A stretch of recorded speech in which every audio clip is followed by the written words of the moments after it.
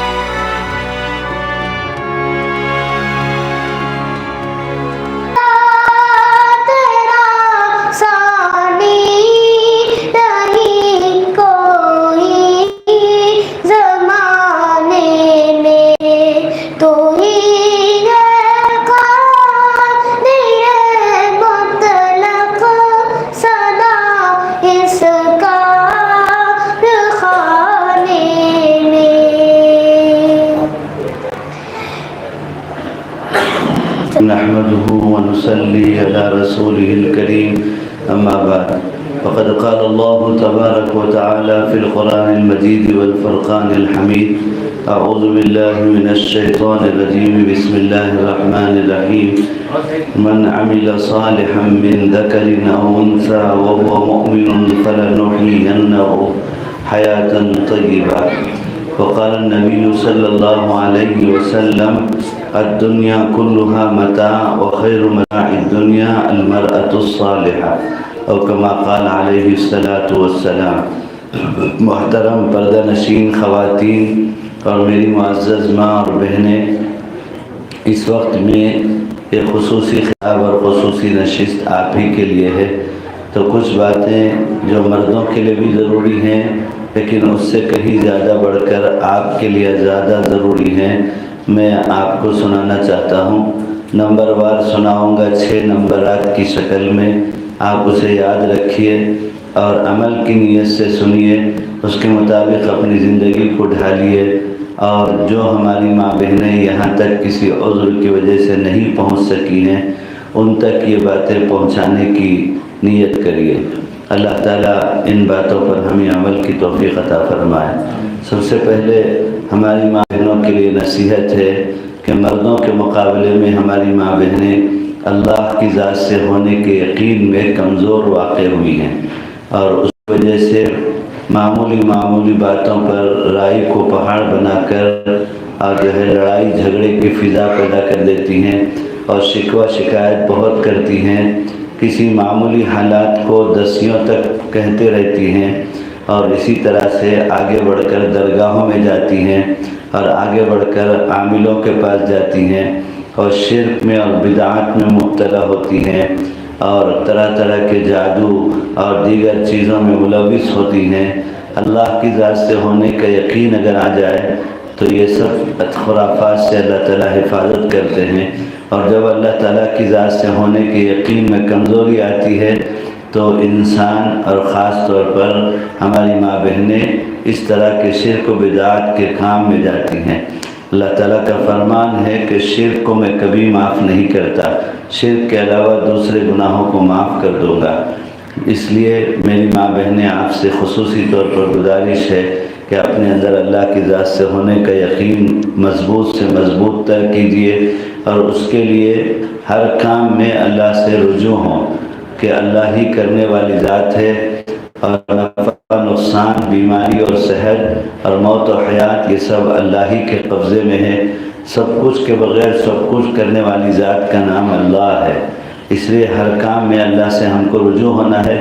جب اللہ سے رجوع ہوں گی اور اللہ کام بنائیں گے، یقین بنتا جائے گا، شرک اور بدعت سے حفاظت ہوگی۔ شرک کی وجہ سے سخت ترین عذاب کا سامنا ہوگا، زندگی گزر جائے گی لیکن یہ شرک باقی رہ جائے گا، اور اس کی سزا عذاب کی شکل میں بھگتنا پڑے گا۔ تو اس لیے آپ اپنی زندگی کا جائزہ لیں، محاسبہ کریں، اور اپنے آپ کو شرک و بدعت سے بچانے کے لیے اللہ سے ہر کام میں رجوع ہوں۔ اللہ سے رجوع ہونے کا دو طریقہ میں آپ کو بتا رہا ہوں۔ ایک طریقہ تو یہ ہے صحابہ اور صحابیات اور ازواج مطہرات کی زندگیوں سے جو ہمیں ملتا ہے کہ وہ اپنے ہر کام میں اللہ سے رجوع ہونے کے لیے نماز کا سہارا لیا کرتی تھی۔ جیسے ہی کوئی ضرورت پیش آئی فوراً نماز کی طرف متوجہ ہوئی اور اللہ سے مانگا، اور اللہ نے ان کا کام بنا دیا۔ لیکن آپ کے ذہن میں یہ خیال آ سکتا ہے کہ ہر کام کے لیے میں کہاں نماز پڑھتی رہوں گی، دیگر کام کاج بھی تو ہیں۔ تو میں آپ کو ایک آسان طریقہ یہ بتاتا ہوں، ہر کام کے لیے 2 رکعت نماز پڑھنے کی ضرورت نہیں ہے، بلکہ آپ فجر کی نماز پڑھیے اور اپنے ہی مصلی پر بیٹھے رہ کر ذکر و اذکار میں، تلاوت میں مشغول رہیں، اور جب اشراق کا وقت ہو جائے تو 4 رکعت 2 کر کے اشراق پڑھ لیں، اور پھر 2 رکعت صلاۃ الحاجت کی نماز پڑھ لیں، اور اس میں اللہ تعالیٰ سے نماز کے بعد دعا کر کے اللہ سے کہیں، اے اللہ تو عالم الغیب والشہادہ ہے، علم غیب تجھ کو حاصل ہے، اور تو ہماری دن بھر کی ضرورتوں کو جانتا ہے، اس لیے ہماری دن بھر کی تمام ضروریات کو جو آج کے لیے ہمارے لیے مقدر ہے اس میں خیر کا اور عافیت کا فیصلہ فرما۔ اللہ تعالیٰ سے آپ کہہ دیں، اور دن بھر آپ کے کام ہوتے رہیں گے، اور آپ کا یقین بنتا جائے گا، اور شرک سے اور بدعت سے آپ کی حفاظت ہوگی۔ اور دوسرا طریقہ ڈاکٹر عبدالحی صاحب رحمۃ اللہ علیہ جو ہومیوپیتھ کے ڈاکٹر تھے، حضرت تھانوی رحمۃ اللہ علیہ کے خلیفہ اجل تھے، وہ فرماتے ہیں بہت آسان طریقہ ہے اللہ سے رجوع ہونے کا۔ صبح سے شام تک دینی دنیاوی جتنے کام ہیں ان کاموں سے یہ پہلے ایک لمحے کے لیے، لمحہ کہتے ہیں سیکنڈ کو، 60 سیکنڈ 1 منٹ کا ہے، اور 60 منٹ کا 1 گھنٹہ ہوتا ہے، 24 گھنٹے کا 1 دن ہوتا ہے، اور 30 دن کا 1 مہینہ ہوتا ہے، 12 مہینے کا 1 سال ہوتا ہے۔ تو 1 سیکنڈ جو ابتدائی حصہ ہے، ایک لمحے کے لیے حضرت ڈاکٹر صاحب کہتے ہیں ہر کام سے پہلے دل میں اللہ کی طرف متوجہ ہو جائیے، زبان سے کہنے کی ضرورت نہیں ہے کہ اللہ میں باورچی خانہ جا رہی ہوں ناشتہ پکانے کے لیے، بہترین ناشتہ پکوا دیجیے۔ اے اللہ میں ڈاکٹر کے پاس اپنے بچے کو لے کر جا رہی ہوں، ڈاکٹر کے لکھے ہوئے نسخے میں شفا پیدا کر دیجیے۔ اے اللہ میرے بچے اسکول جا رہے ہیں، مدرسہ جا رہے ہیں، علم نافع کا فیصلہ فرما دیجیے۔ اے اللہ میرا شوہر حلال کمائی کے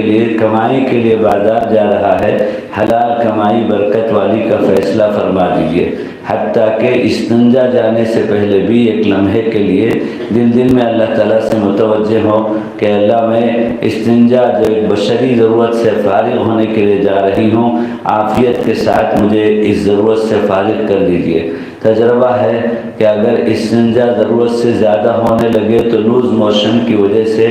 آدمی بیمار ہو جاتا ہے، اور اگر استنجا سخت ہو جائے تو قبض کی وجہ سے آدمی کا نظام اتھل پتھل ہو جاتا ہے۔ قبض اور لوز موشن اسہال جس کو کہتے ہیں جو ہے، ان دونوں کے درمیان میں اعتدال کے ساتھ استنجا سے فراغت روزانہ اپنے وقت پر، یہ بھی اللہ کی بہت بڑی نعمت ہے، ورنہ تو اس کو لے کر مستقل ایک جھمیلہ شروع ہو جاتا ہے، پیسے بھی خرچ ہوتے ہیں، تکلیف میں بھی آدمی مبتلا ہو جاتا ہے اور کاموں میں خلل بھی ہوتا ہے۔ تو اس لیے یہ بھی ایک بہت بڑی نعمت ہے۔ تو حضرت ڈاکٹر صاحب فرماتے ہیں کہ ہر کام سے پہلے ایک لمحے کے لیے اللہ کی طرف متوجہ ہو کر زبان سے نہیں دل میں کہہ دیجئے اس کام میں خیر اور عافیت کا فیصلہ فرما، تو کام ہوتا رہے گا اور آپ کا یقین بنتا جائے گا اور شرک اور بدعت سے آپ محفوظ ہو جائیں گے۔ تو میری ماں بہنیں، آپ خاص طور پر اپنی زندگی کو شرک و بدعت سے بچائیے۔ اللہ تعالیٰ سے رجوع ہونے کے 2 طریقے جو میں نے بتائے، ان کو اختیار کیجئے اور اللہ کی ذات سے ہونے کا یقین اپنی زندگی میں مضبوط کیجئے۔ اللہ تعالیٰ توفیق عطا فرمائے۔ اما جان عائشہ رضی اللہ تعالیٰ عنہ کو نبی کریم صلی اللہ تعالیٰ علیہ وسلم نے ایک مرتبہ فرمایا، عائشہ رضی اللہ تعالیٰ عنہ، جوتے کی پٹی بھی اگر ٹوٹ جائے تو پہلے اللہ سے مانگ لو اور پھر تدبیر کرو جوتے کی پٹی کو ٹھیک کرنے کا۔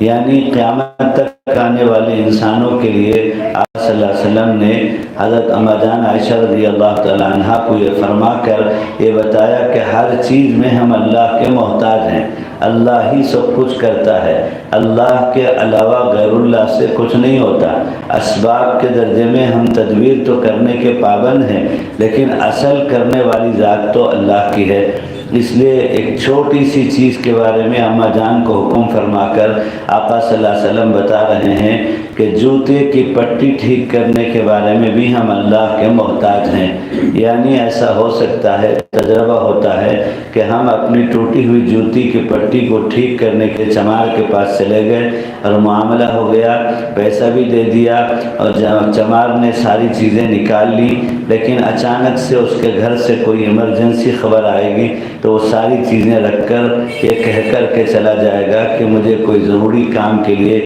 جو ہے جانا ہے، میں اس وقت میں آپ کا جوتا ٹھیک نہیں کر سکتا۔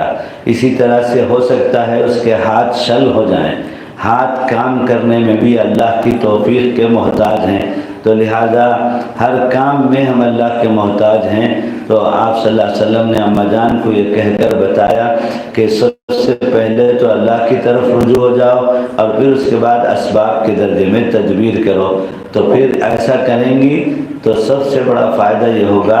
کہ درگاہوں میں اور عاملوں کے چکر میں نہیں پڑیں گی اور شرک و بدعت سے حفاظت ہو جائے گی۔ اور دوسری نصیحت میری ہے وہ یہ ہے کہ ہم نے اللہ کو اللہ مان لیا ہے، ہم مسلمان ہیں، اللہ کو معبود مانتے ہیں، تو اللہ تعالیٰ نے اپنے عبدیت کے اظہار کے لیے کہ جب تم میرے بندے ہو تو میری طرف سے تمہارے لیے کچھ چیزیں ضروری ہیں، بالغ ہونے کے بعد سے نماز، بالغ ہونے کے بعد سے روزہ، اور مال اگر آ جائے مقدار شرعی مقدار کے مطابق تو زکوٰۃ، اور شرعی استطاعت اگر پیدا ہو جائے تو حج کا فریضہ۔ یہ سب اللہ کے حقوق ہیں جو اللہ نے اپنے بندے اور بندیوں پر موقع بموقع فرض اور ضروری قرار دیا ہے۔ ان کو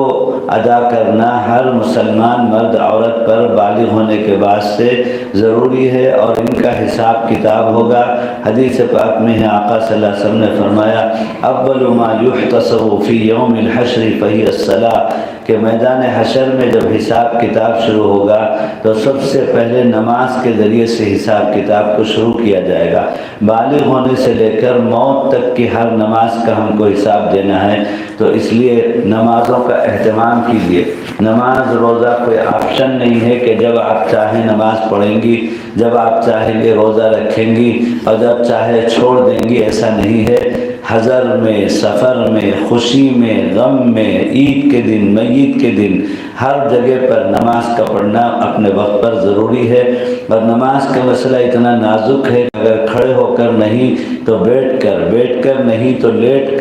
کر نہیں تو اشارے سے، حتیٰ کہ موت سے پہلے اگر غشی طاری ہو جائے تو میت کے ذمہ ضروری ہے کہ وہ وصیت کر کے مرے کہ میری چھوٹی ہوئی نمازوں کا جو ہے فدیہ دیا جائے، اور ایک نماز کا فدیہ ایک فطرے کے برابر ہے۔ اس سال فطرے میں جتنی رقم طے کی گئی تھی علماء کے ذریعے سے 60 روپے 70 روپے، تو ایک نماز کے بدلے میں 70 روپے کے حساب سے روزانہ کی 6 نمازوں کا فدیہ دینا پڑے گا۔ فجر، ظہر، عصر، مغرب، عشاء اور وطر کی بھی قضا ہے، اور وطر کے چھوٹنے پر بھی میت کی طرف سے فدیہ دینا ضروری ہے۔ اور میں صاف بتا رہا ہوں کہ نماز کا مسئلہ اتنا نازک ہے، اگر ہمارے ذمے کچھ نمازیں باقی ہیں اور ہمارے والدین کا انتقال ہو گیا یا کسی کا انتقال ہو گیا تو ہم جمع ہو کر سینکڑوں قرآن پڑھ کے ایصال ثواب کرتے رہیں، اور 50 مسجدوں میں قرآن کے ڈبے لے جا کر برائے ایصال ثواب رکھ دیں، لیکن جب تک ایک نماز بھی باقی رہے گی برابر سے مرحوم کو، میت کو عذاب ہوگا، اور جو ہے وہ قرآن کا پڑھ کر بخشنا کوئی ثواب نہیں دے گا۔ اس لیے جو ہے یہ طے کر لیں کہ نماز جیتے جی ہم کوئی نماز نہیں چھوڑیں گے، اور ہماری چھوٹی ہوئی نمازوں کا بھی ہم کو زندگی میں حساب کر جس کو قضائے عمری کہتے ہیں، اور جو ہے ادا کر کے اولین فرصت میں فارغ ہونا ہے۔ اس لیے کہ نماز جتنی اہم ہے اتنی ہی اس کے چھوڑنے پر سخت ترین عذاب ہے۔ ایک نماز کے چھوڑنے پر سینکڑوں سال تک جہنم میں عذاب بھگتنا پڑے گا۔ اور نماز پڑھیں گے لیکن اپنی جگہ سے ہٹا کر فجر کی نماز کو ظہر کی نماز کے وقت پر، ظہر کی نماز کو عشاء کی نماز کے وقت پر قضا کر کے پڑھیں گی، پڑھنے کے باوجود بھی اپنے وقت سے ہٹا کر قضا کر کے پڑھنے پر بھی جہنم میں جلنا پڑے گا۔ تو اس لیے حضرت شیخ الحدیث مولانا زکریا صاحب رحمۃ اللہ علیہ نے ان کے چچا جان مولانا الیاس صاحب علیہ رحمہ کے حکم پر فضائل اعمال کا جو مجموعہ تیار کیا ہے، اس میں فضائل نماز میں ساری حدیثیں آپ علیہ رحمہ نے، حضرت شیخ نے جمع کر دیا ہے کہ نماز کے چھوڑنے پر کیا وعیدیں ہیں اور نماز کے قضا کرنے پر کیا وعیدیں ہیں۔ اس لیے نماز کا مسئلہ بہت نازک ہے۔ جمعے کی نماز جس طرح اہم ہے اسی طرح روزانہ کے 5 وقت کی نمازیں اہم ہے۔ عید کی نماز جس طرح اہم ہے اسی طرح روزانہ کے 5 وقت کی نماز اہم ہے۔ اس لیے یہ کام تو آپ کو کرنا ہے کہ روزانہ کی نماز سفر، حضر، خوشی، غم میں اہتمام کے ساتھ ادا کرنا ہے، کوئی نماز قضا ہونے نہ دیں۔ اور دوسرا کام آپ کو یہ کرنا ہے، نماز، روزہ اور زکوٰۃ اور حج سے متعلق کہ بالغ ہونے کے بعد سے اپنی زندگی کا محاسبہ کریں، جائزہ لیں کہ میں کتنے سال میں بالغ ہوئی تھی اور مجھے حیض کب سے شروع ہوا تھا۔ عورت کے بالغ ہونے کی علامت حیض ہے، تو بعض وقت 9 میں، 10 میں، 11 میں، 12 میں، بہرحال جتنی عمر میں ہوئی تھی، اگر علامتی طور پر حیض شروع ہونا یاد ہے تب سے، یا نہیں تو عمر کے اعتبار سے آج کے زمانے میں 10 سال کی بچی کو بالغہ شریعت میں قرار دی جاتی ہے۔ تو اگر حیض کی علامت کی مدت آپ کو شروعات کی یاد نہیں ہے تو آپ جو ہے 10 سال کی عمر سے حساب لگائیں گی، اور 10 سال کے بعد سے آپ کی عمر کی حالت گھریلو ماحول کے اعتبار سے کس طرح تھی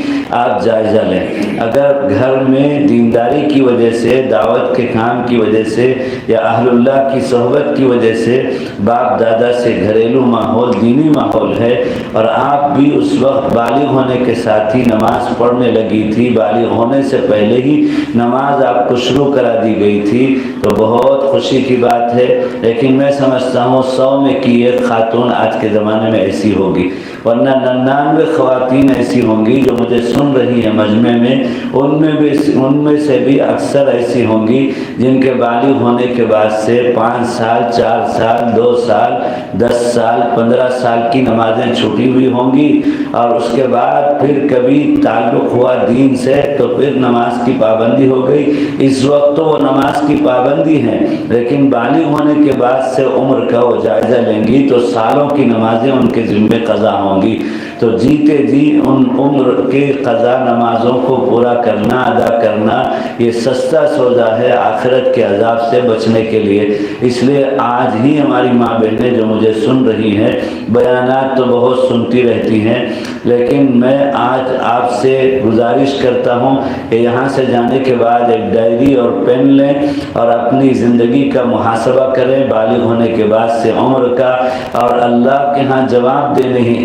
دہی کے احساس کے ساتھ اپنے جو ہے بالغ ہونے کے بعد کی وہ عمر جس میں نمازیں آپ نے چھوڑی ہیں ان کو لکھ لیں، 5 سال، 4 سال، 3 سال یا 3.5 سال، اور دل جتنے پر مطمئن ہوتا ہے اس سے 2-4 مہینے بڑھا کر لکھ لیں، اور پھر اس کے بعد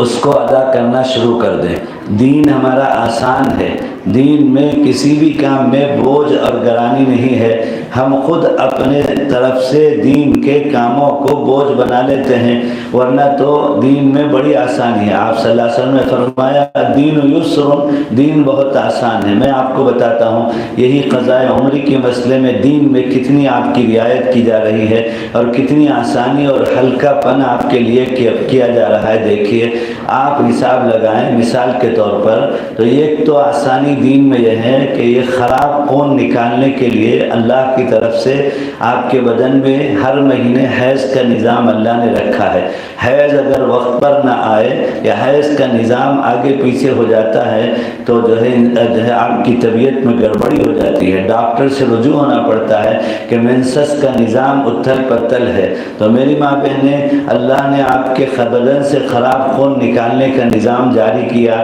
اور اللہ ہی نے اپنی طرف سے ان دنوں میں آپ کے لیے نماز اور روزے کو منع کر دیا کہ حیض کے دنوں میں نماز نہیں پڑھ سکتی، حیض کے دنوں میں روزہ نہیں رکھ سکتی، اور آگے اللہ نے اتنی بڑی مہربانی کی کہ حیض کے دنوں کی نمازوں کو مطلقاً معاف کر دیا، یعنی ان دنوں میں بھی نماز نہیں پڑھ سکتی اور ان کے بعد بھی ان کی قضا نہیں ہے۔ جتنے دن 6، 7، 8 دن آپ کے 10 دن سے کم کے ایام کو حیض کہا جاتا ہے، اور اتنے دنوں کی نماز ان دنوں میں بھی اجازت نہیں ہے اور بعد میں بھی قضا نہیں کرنی ہے، معاف ہے بالکل۔ اس لیے کہ اگر مردوں کے مقابلے میں ایام حیض میں تو منع کر کے بعد کے دنوں میں ان دنوں کی نماز کی قضا اگر ضروری ہو جاتی تو ہر مہینہ آپ کے لیے 6، 7، 8 دن کی نمازیں ڈبل ہو جاتی، ان دنوں کی نماز بھی پڑھنی پڑتی اور پچھلے قضا بھی ادا کرنا پڑتا، تو آپ کے لیے زیادہ بوجھ ہو جاتا۔ تو اس لیے اللہ تعالیٰ نے اپنے نظام کے تحت میں آپ کے لیے آسانی پیدا کر دی کہ ان دنوں میں بھی نماز نہیں پڑھیں گی اور بعد میں بھی آپ کے ذمے حیض کے دنوں کی نماز معاف ہے۔ تو ایک تو آسانی یہ ہوئی۔ اب آپ اپنے قضا نمازوں کی مدت کی میں مثال دے رہا ہوں، جو ہے آپ اپنے اعتبار سے اپنی مدت لکھ کر ادا کیجئے، لیکن 1 سال کی مثال میں دیتا ہوں۔ تو 1 سال کی اگر کسی ہماری بہن پر قضاء عمری ہے تو 1 سال میں 365 دن ہوتے ہیں۔ 365 دن میں اگر آپ کی عادت ہر مہینے کے حیض کے آنے کی 8 دن کی ہے تو 12 مہینوں میں 8، 12، 90 پر 96 دن آپ نکال دیں گی۔ 365 دن میں سے 96 دن کو نکالیں گی تو 270 دن بچیں گے، تو 1 سال میں 270 دن کے نمازوں کی قضا، اور 1 دن میں فجر، ظہر، عصر، مغرب اور عشاء اور وتر واجب کی بھی قضا ضروری ہے۔ اب اسے ادا کرنے کے 2 آسان طریقے ہیں۔ ایام حیض کو بھی قضاء عمری سے نکالا جائے گا، اور ما بقیہ دنوں کو آپ قضا کریں گی تو 270 دن کی قضا آپ ادا کرنا شروع کر دیں گی، کل ہی سے، آج ہی سے شروع کر دیں گی۔ میری ماں بہنیں، میں یہاں مقامی ہمارے علماء سے، میزبانوں سے کارگزاری پوچھوں گا، جہاں میں جاتا ہوں تو میں کارگزاری معلوم کرتا ہوں کہ بیان کے بعد کیا کارگزاری ہے، اور جو ہے ہماری ماں بہنوں نے قضا نمازیں، قضا روزے، قضا زکوٰۃ وغیرہ کی فکر کیا یا نہیں، پوچھتا رہتا ہوں میں۔ تو ہماری بہنیں جو اس وقت مجھے سن رہی ہیں، ہماری مائیں جو سن رہی ہیں، وہ آج ہی کے دن سے یہ اللہ کی طرف سے ضروری قرار دی ہوئی چیزوں کا، اس دن کا اہتمام، اور اس سال کے رمضان کے روزوں کا اہتمام، اور اس سال کی زکوٰۃ کا اہتمام، اور اگر حج آپ کے اوپر فرض ہے تو اسی سال حج میں حاضری کی تیاری اور کوشش، یہ شروع کریں گی، اور اس کے ساتھ ساتھ جو ہے پچھلے بالغ ہونے کے بعد کی نمازوں کا حساب اور اس کی ادائیگی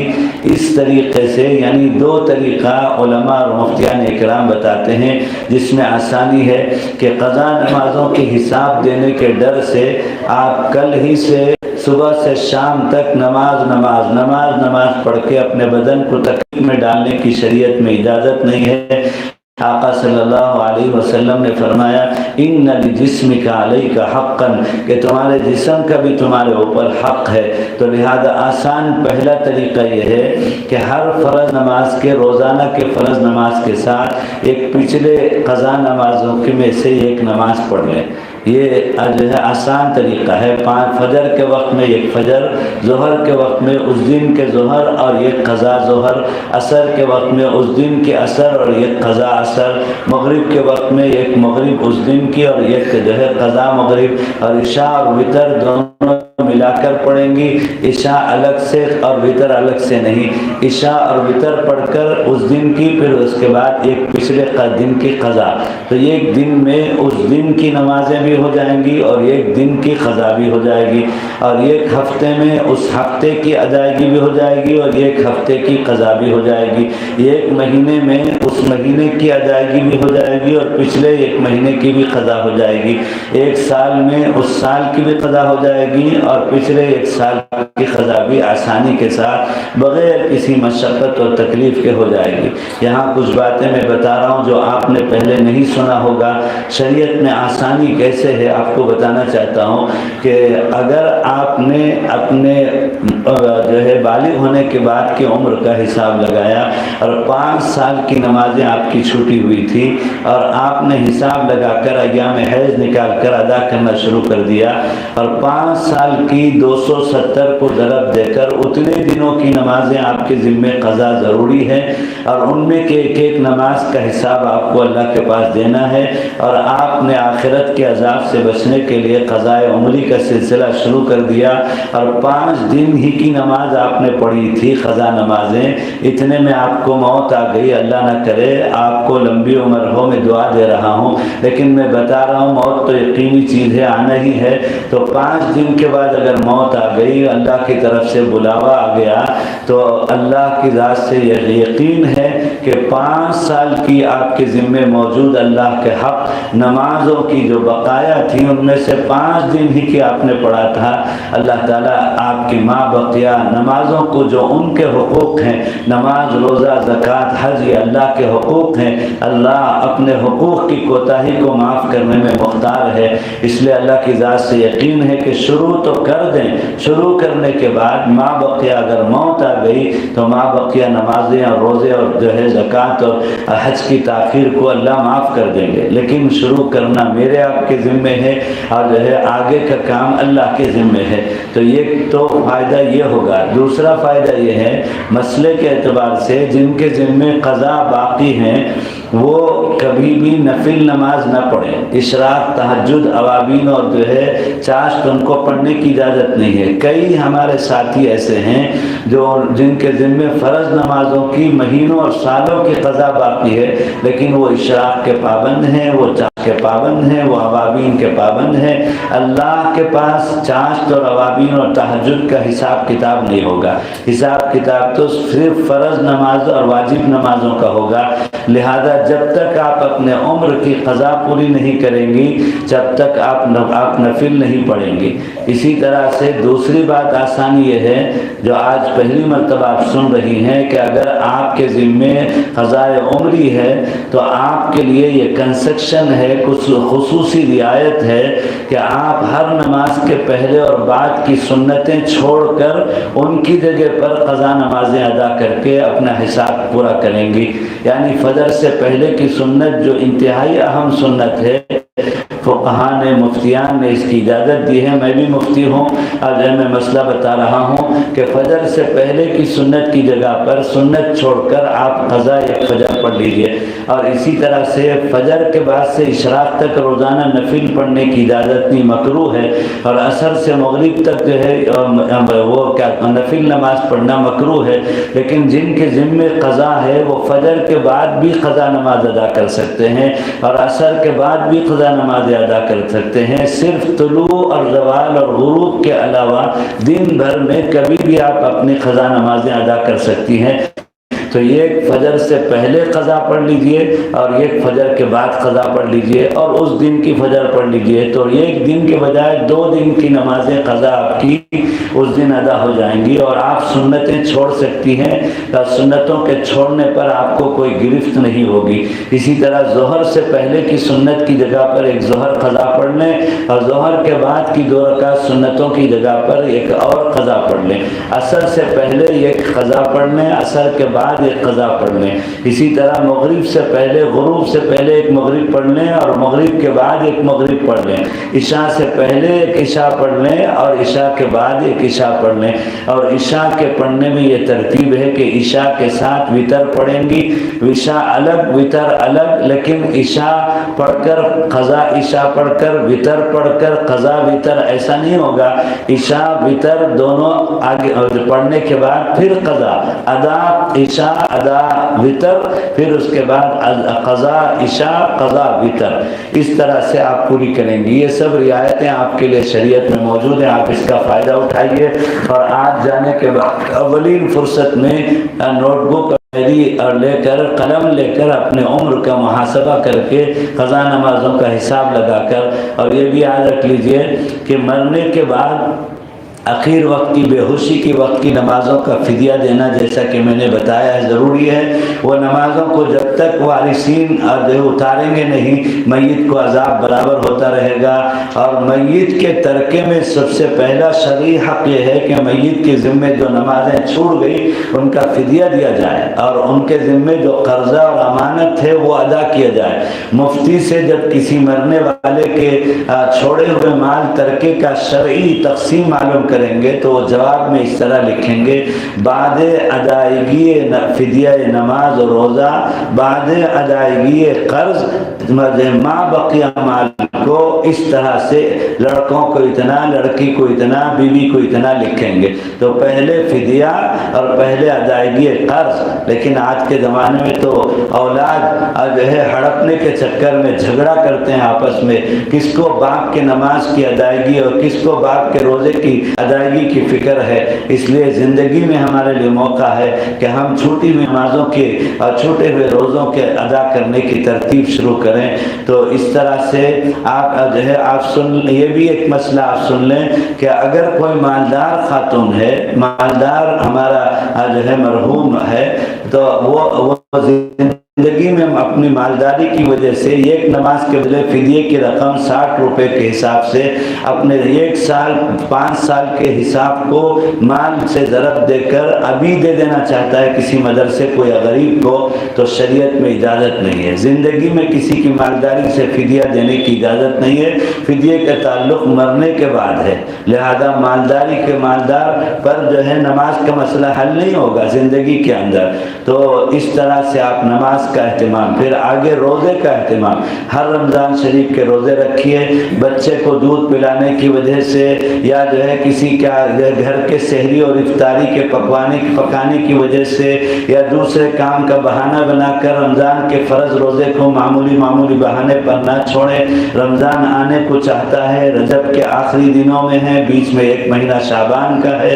اور رمضان کے لیے آقا صلی اللہ علیہ وسلم شعبان سے دعا کرتے تھے: اللہم بارک فی رجب و شعبان وبلغنا رمضان، اے اللہ رجب اور شعبان کے مہینے میں میری عمر میں برکت عطا فرما اور مجھے رمضان تک پہنچا دے۔ تو ایسا بابرکت مہینہ آنے والا ہے، اور اس کی خاص عبادتیں روزہ ہے، تراویح ہے، اور جو ہے ان سب چیزوں کا اہتمام کریں، روزوں کو اہتمام سے رکھیں، ابھی سے روزوں کے لیے تیار ہو جائیں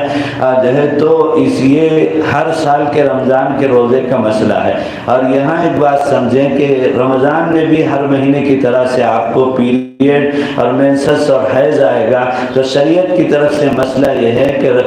جو ہے حیض کے دنوں میں روزہ رکھنا جائز نہیں ہے، اور جو ہے لیکن نماز میں اور روزے میں فرق یہ ہے کہ ایام کے دنوں کی نماز مستقل معاف ہے، لیکن ایام کے دنوں کی روزے ایام کے دنوں میں تو جائز نہیں ہے، بقیہ 11 مہینے میں ان کی قضا ضروری ہے۔ اس لیے کہ اس میں حکمت یہ ہے ہے کہ نماز تو روزانہ زندگی بھر فرض ہے، اور جو ہے روزہ صرف 1 مہینے 12 مہینوں میں سے 11 مہینے کھانے پینے کے اور 1 مہینہ روزے کا ہے، تو بقیہ 11 مہینوں میں رمضان کے ایام کے دنوں کے روزوں کی قضا کرنا ہے۔ اب یہ تو ہوا ہر سال کے رمضان کے روزے کا مسئلہ۔ اب اسی طرح سے بالغ ہونے کے بعد سے اپنی عمر کی حالت کا جائزہ لے کر کتنے سالوں کا روزہ آپ کا چھوٹا ہوا ہے اس کی قضا بھی جیتے جی موت سے پہلے ادا کر لینا ضروری ہے، ورنہ ہر روزے کا حساب آپ کو میدان حشر میں دینا ہے، اور روزے کے بلا عذر شرعی چھوڑنے پر سخت ترین عذاب کا سامنا ہوگا۔ اس لیے اگر 5 سال کے روزے بلوغ کے بعد سے آپ کے چھوٹے ہوئے ہیں تو ایام حیض کے دن کے روزے کی بھی چونکہ قضا ہے، تو اس لیے 1 مہینہ شرعی اعتبار سے 30 دن کا ہوتا ہے، تو 5 سال کے 150 روزے آپ کو رکھنا ہے قضاء عمری کے روزے۔ اور یہ بھی یاد رکھ لیں کہ لگاتار 150 رکھنا ضروری نہیں ہے، پورے سال کے اندر 2 سال میں 1 سال میں 2 رکھیے پھر چھوڑ دیجیے، پھر 3 رکھیے چھوڑ دیجیے، پھر 1 رکھیے چھوڑ دیجیے، جیسے جیسے طبیعت میں بشاشت اور جو ہے قوت ہو اتنی روزے رکھ کر تعداد گنتی کرتے رہیں اور 150 روزے پورے کر لیں۔ یہ بھی اسی طرح سے روزے کا فدیہ بھی ایک فطرے کے برابر ہے، اور جتنے روزے اگر رمضان کے مہینے میں انتقال ہوا اور حالت غشی میں بے ہوشی میں روزے چھوٹ گئے تو ان روزوں کا فدیہ دینا مرنے کے بعد ضروری ہے، اور جو ہے زندگی میں جیتے جی اپنے روزے کو چھوڑ کر کسی بیکار کے عذر کی وجہ سے جو ہے تو پیسہ دینے کی اجازت نہیں ہے۔ اسی طرح سفر کی حالت میں بھی روزہ چھوڑنے کی اجازت ہے، لیکن سفر سے واپسی کے بعد ان روزوں کی قضا ضروری ہے۔ یہ سب مسائل میں تفصیل سے آپ کو بتا رہا ہوں اس لیے کہ یہ سب باتیں ہمارے لیے مومن کے لیے مومنہ کے لیے ضروری ہیں، اور بیانوں میں نمازوں کی ترغیب تو ہو جاتی ہے لیکن تفصیلی مسائل ہماری ماں بہنوں کو سننے کا موقع نہیں ہوتا۔ آگے چلیے، اگر آپ کے پاس شریعت کی مقدار کے برابر مال ہے، اور وہ کتنی ہے 52.5 تولہ چاندی یا 7.5 تولہ سونا، یا دونوں میں جس میں کی قیمت کم ہو اتنی مقدار بھر قیمت، اور وہ پھر آسانیاں دیکھیے شریعت میں کہ تمام بشری ضرورتیں پوری ہونے کے بعد ان دونوں میں سے جس کی قیمت کم ہو اتنی مقدار رقم آپ کے پاس بچ جائے، اور اس کے اوپر مزید 1 سال گزرے، یعنی 1 سال میں سے 365 دن سے پہلے 364ویں دن وہ مقدار بھر نصاب کے بقدر رقم جو آپ کی ضرورت سے زائد تھی وہ خرچ ہو گئی تو آپ کے اوپر اس سال کی زکوٰۃ ساقط ہو جائے گی۔ اتنی آسانی ہے، 365 دن گزریں اور تمام ضرورتوں کے بعد اتنی رقم بچ جائے، اور پھر اس میں کا 40واں حصہ اللہ نے اپنے دیے ہوئے مال میں اپنے غریب بندے اور بندیوں کا حق مالداروں پر رکھا ہے کہ یہ مال میرا دیا ہوا ہے، اور اس مال میں سے میرے غریب بندے اور بندیوں کا 40واں حصہ ہے۔ 100 روپے میں کا 2.5 روپیہ، 1000 روپے میں کا 25 روپیہ، اور 1,00,000 روپے میں سے 250 روپیہ۔ کوئی حیثیت نہیں ہے اس رقم کی، لیکن جو ہے اللہ تعالیٰ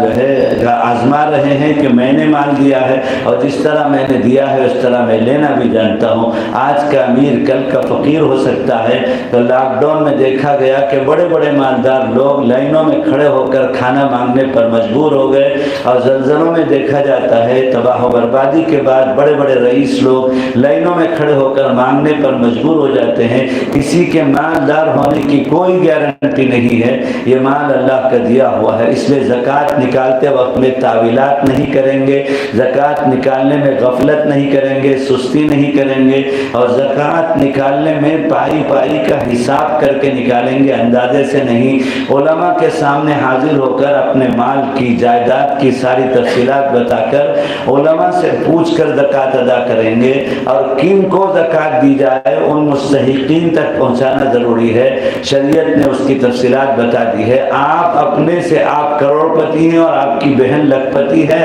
تو آپ بہن کو لکھپتی بہن کو، حالانکہ اس کے پاس بھی اتنے زیورات ہیں کہ زکوٰۃ اس پر بھی ضروری ہے، لیکن آپ کے سامنے آپ کے پاس 10 گھر ہے، اس کے پاس 1 گھر ہے، تو اسے غریب سمجھ کر اپنی زکوٰۃ اس کو دیں گے تو زکوٰۃ ادا نہیں ہوگی۔ کن کو دیا جانا چاہیے وہ علماء بتائیں گے قرآن اور حدیث کی روشنی میں، اور ان مستحقین کو دینے سے زکوٰۃ کے فریضے سے آپ سبکدوش ہو سکتے ہیں۔ تو یہ زکوٰۃ کی تفصیلات ہیں، اور جو ہے ان زکوٰۃ کے بارے میں بھی مسئلہ یہی ہے کہ جب سے آپ کے والدین نے شادی کے موقع پر آپ کو زیورات شرعی مقدار کی دی تھی اور آپ مالکہ ہو گئی تھی، وہاں سے آپ کا حساب کتاب زکوٰۃ کا آپ کے ذمے شروع ہو جائے گا۔ اور اب والد صاحب ذمہ دار نہیں ہے، اب شوہر بھی ذمہ دار نہیں ہے۔ آپ جس کے ساتھ زندگی میں آپ کو مسئلہ صاف بتا رہا ہوں کہ شوہر بھی آپ کی طرف سے زکوٰۃ دینے کا ذمہ دار نہیں ہے۔ شوہر اگر دے دے، ابا جان اگر دے دیں تو یہ ان کا احسان ہے، اس لیے کہ یہ زیورات زیور بھی ہے، زینت بھی ہے، اور آپ کے لیے مال بھی ہے۔ اور اسی وجہ سے عورت کو مال جو ہے، عورت کو شادی کے موقع پر لوگ آپس میں پوچھتے ہیں کہ انہوں نے اپنی بیٹی کو کتنا مال دیا۔ زیور کا دوسرا نام مال ہے، اور زیور کے بارے میں کہ آپ سے پوچھا جائے کہ یہ کس کا ہے تو آپ سینے پہ ہاتھ مار کے کہیں گی یہ تو میرا ہے، ابو جان نے مجھ کو دے دیا، اب میری ملکیت ہے، اور شوہر نے مجھے دے دیا، میری ملکیت ہے۔ اب تو شریعت کہتی ہے جب آپ کا مال ہے تو آپ کے اوپر زکوٰۃ ہے۔ اب آپ کہیں گی کہ میں تو بیپار نہیں کرتی، میں کہاں سے نکالوں گی زکوٰۃ؟ تو شریعت کہتی ہے کہ زکوٰۃ اللہ کا فریضہ ہے، اللہ کا حکم ہے۔ زکوٰۃ سے مال کی حفاظت ہوتی ہے، زکوٰۃ سے مال میں برکت ہوتی ہے، زکوٰۃ سے آخرت کے عذاب سے جو ہے آپ بچ جائیں گی، ورنہ تو حدیث میں ہے، قرآن میں ہے، جس مال کی زکوٰۃ نہیں نکالی جائے وہ مال چوری ہو جاتا ہے۔ اور اسی طرح فرمایا کہ جس مال کی زکوٰۃ نہیں نکالی جاتی ہے کل کو اسے دوزخ کے آگ میں تپا کر جو ہے آپ کو داغا جائے گا۔ ھذا ما کنزتم فذوقوا ما کنتم تکنزون۔ آپ پوچھیں گی کہ یہ الگ سے میرے لیے مردوں کے مقابلے میں نئے قسم کا عذاب کیوں دیا جا رہا ہے؟ تو جواب دیا جائے گا کہ یہ وہ مال ہے جس کو آپ بخل کی وجہ سے تعویلات کر کے زکوٰۃ نہیں نکالتی تھی، اب اس کا مزہ چکو۔ ھذا ما کنزتم فذوقوا ما کنتم تکنزون۔ کہا جائے گا کہ یہ وہ مال ہے جس کی زکوٰۃ آپ نہیں نکالتی تھی، آج اس کی سزا بھگتو، عذاب بھگتو۔ اس لیے میری ماں بہنیں، آپ اولین فرصت میں اپنے وال کا وزن کرائیے، اور جو ہے اس کا وزن اپنے محرم شوہر اور بیٹا یا کسی بھائی کے ذریعے سے کسی عالم کے پاس بھیج کر اس کو ویلیویشن کر کر آج کے زمانے کے روپے کے اندر منتقل کر کے اس کی مالیت پر کتنی زکوٰۃ کی مقدار ہوتی ہے حساب لگا کر علماء سے مستحقین پوچھ کر ان تک آپ کو پہنچانا ضروری ہے۔ تو شریعت یہ کہتی ہے کہ زکوٰۃ آپ کے ذمے ہے، آپ کے شوہر اور ابو جان کے اوپر نہیں ہے۔ آپ کے پاس وسائل ہیں، کرائے کا کوئی ذریعہ ہے، آپ کو کوئی آمدنی آتی ہے تو اس سے نکالیے، یا نہیں تو جو ہے آپ کے زیور میں سے ایک چھوٹا زیور بیچ کر اس سے زکوٰۃ نکالیے۔ شیطان یہ دماغ میں خیال لائے گا کہ ہر سال میں چھوٹی مقدار بیچتی رہوں گی تو پھر میرا زیور کم ہوتا جائے گا، تو پھر میری بیٹی کی شادی کے پر اور جو ہے زیور، آپ کی بیٹی کی شادی آپ کے ذمے نہیں ہے۔ شادی تو اللہ کراتے ہیں، بر وقت جب بچی بالغہ ہوگی اللہ تعالیٰ انتظامات کرائیں گے اور اس کی شادی ہوگی۔ آپ کی بچی کے شادی کے موقع کی زیور کا مسئلہ لے کر آپ اپنی زکوٰۃ سے غافل رہیں گی اور زکوٰۃ نہیں دیں گی تو آپ پکڑی جائیں گی، اس لیے آپ کے ذمہ زکوٰۃ ہے۔ اسی طرح سے جیسے نماز قضائے عمری ہے اور روزہ قضائے عمری ہے، عمر کے بالغ ہونے کے بعد سے کی نمازیں چھوٹی ہوئی اس کی ادائیگی آپ کے ذمے ہے اور اس کے روزے آپ کے ذمے ہیں۔ اسی طرح ابو جان نے جب سے دیا ہے تب سے حساب لگا کر اگر ابو جان کے دینے کے بعد کے سال سے آپ نے، آپ کے شوہر نے زکوٰۃ دیا ہے پابندی سے تو بہت اچھی بات ہے، اور اگر نہیں دیا ہے کسی غفلت کی وجہ سے تو کتنے سال شادی کے بعد ملکیت میں زیور نصاب بھر آنے کے بعد زکوٰۃ چھوٹی ہوئی ہے، ان جو ہے چھوٹی ہوئی قضا زکوٰۃ کو بھی ادا کرنا ضروری ہے۔ اب آگے بڑھیے حج کے مسئلے میں۔ حج کس پر فرض ہے؟ من استطاع الیہ سبیلا، جس پر جانے اور آنے تک کے خرچ کا انتظام ہو اور وہاں رہنے کے ایام میں کھانے پینے کے انتظام کے لیے انتظام ہو، اور جو ہے وہاں رہنے پر کے موقع پر کسی سے بھیک مانگنے کی ضرورت پیش نہ آئے، اور اگر مرد ہے تو اس کے ذمے اولاد اور ماں باپ کا جو نفقہ ہے وہاں رہنے تک ان نفقے کے انتظام ہو تو مرد پر حج فرض ہو جاتا ہے۔ اور عورت پر ان تمام شرائط کے علاوہ ایک اور شرط بھی ہے کہ اور مرد کے مقابلے میں مرد کو 3 شرطیں ہیں: جانے آنے تک کا خرچ، اور وہاں رہتے ہوئے اخراجات کا انتظام، اور وہاں رہتے رہتے ہوئے اس کے ذمے جو نان نفقہ ہے اس کے ماتحت لوگوں کا اس کا انتظام،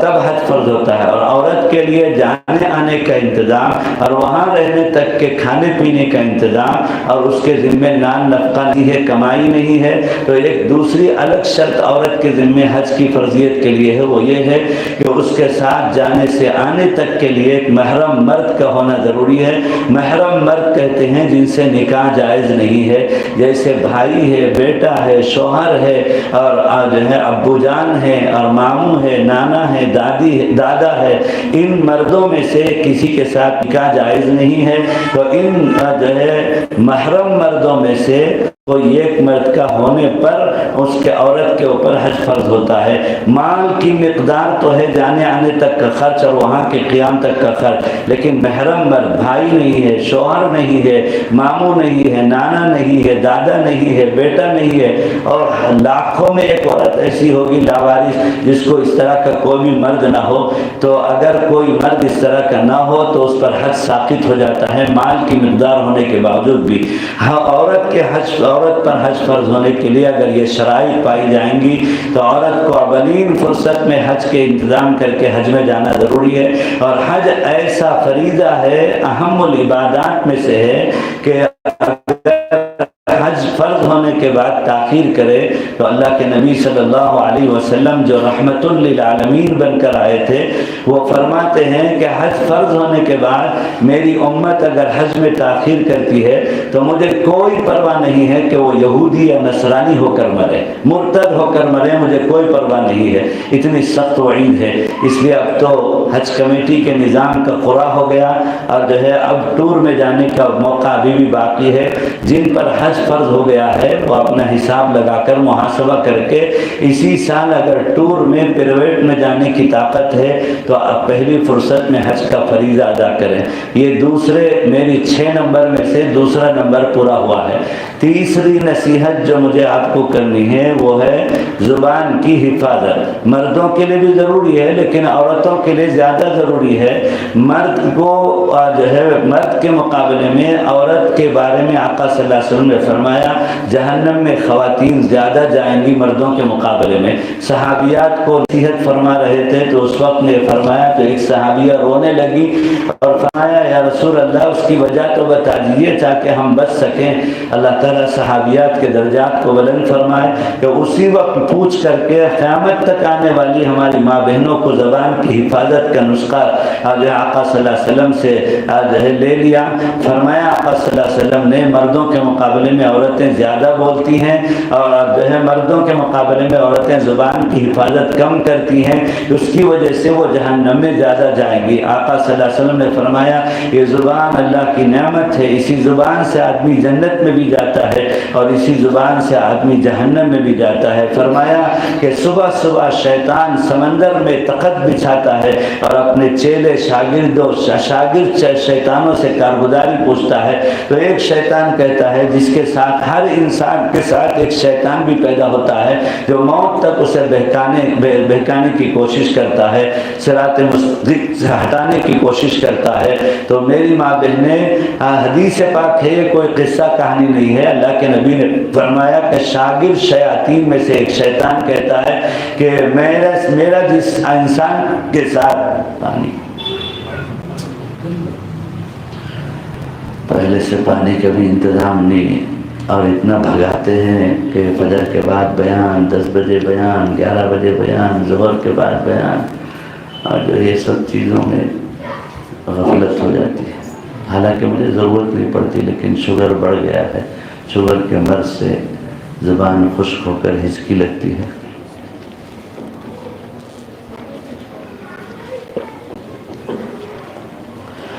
تو فرمایا کہ شیطانوں کا جو سردار ہوتا ہے وہ سمندر میں تخت بچھا کر چیلوں سے کارگزاری پوچھتا ہے کہ تم نے کیا کیا، تم نے کیا کیا۔ جیسے کوئی بڑا اپنے شاگردوں سے مریدین سے حالات کی اطلاع پوچھتے ہیں اس طرح شیطان بھی اپنے چیلوں سے کارگزاری پوچھتا ہے۔ تو ایک شیطان کہتا ہے میرا جس کے ساتھ تعلق ہے میں نے سالوں سے اس سے نماز چھڑا رکھا ہے۔ تو شیطان کہتا ہے سردار شیطان یہ تو کوئی بڑا کام نہیں ہے، سالوں سے نماز، فرض نماز جس کے بارے میں اتنی تفصیل میں نے بتائی،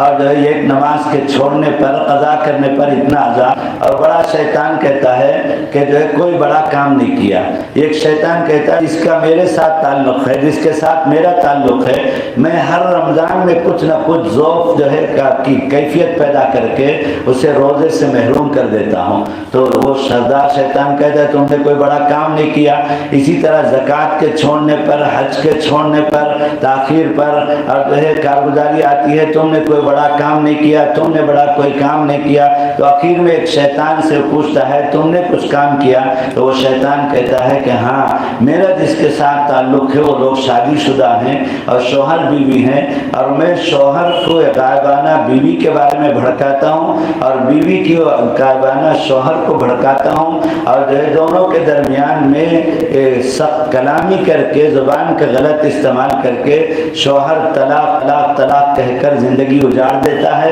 اور پھر ایک دوسرے کے خلاف غیبت کی اجتماعی مجلسیں ہوتی ہیں، بیوی شوہر کے خلاف، شوہر بیوی کے خلاف، اور پھر اس کے بعد بچے درمیان میں لٹک جاتے ہیں، اور جو ہے وہ چور اور جو ہے غنڈے بن جاتے ہیں اور زانی بن جاتے ہیں، اور عورت کسی مرد کے ساتھ ناجائز تعلقات قائم کر لیتی ہے، اور مرد کسی غیر عورت کے ساتھ ناجائز تعلقات خواہش کر کے اپنی نفسانی خواہش پوری کرتا ہے۔ اس طرح زبان کے غلط استعمال کی وجہ سے گناہوں کا ایک بڑا سلسلہ میں نے شروع کرا دیا ہے۔ تو شیطان، بڑا شیطان کہتا ہے تھپکی دے کر کہ تم نے بہت بڑا کام کیا، تم نے بہت بڑا کام کیا۔ تو اس لیے میری ماں بہنیں، تیسری نصیحت ہے آپ اپنی زبان کی حفاظت کا اہتمام کیجیے۔ آقا صلی اللہ علیہ وسلم نے فرمایا دو جبڑوں کے درمیان کی چیز یعنی زبان کی حفاظت کی ضمانت دے دو، میں تم کو جنت میں پہنچانے کی ضمانت دیتا ہوں۔ تو اس لیے زبان کی حفاظت، اب زبان کی حفاظت کے 3 طریقے آقا صلی اللہ علیہ وسلم کے دربار سے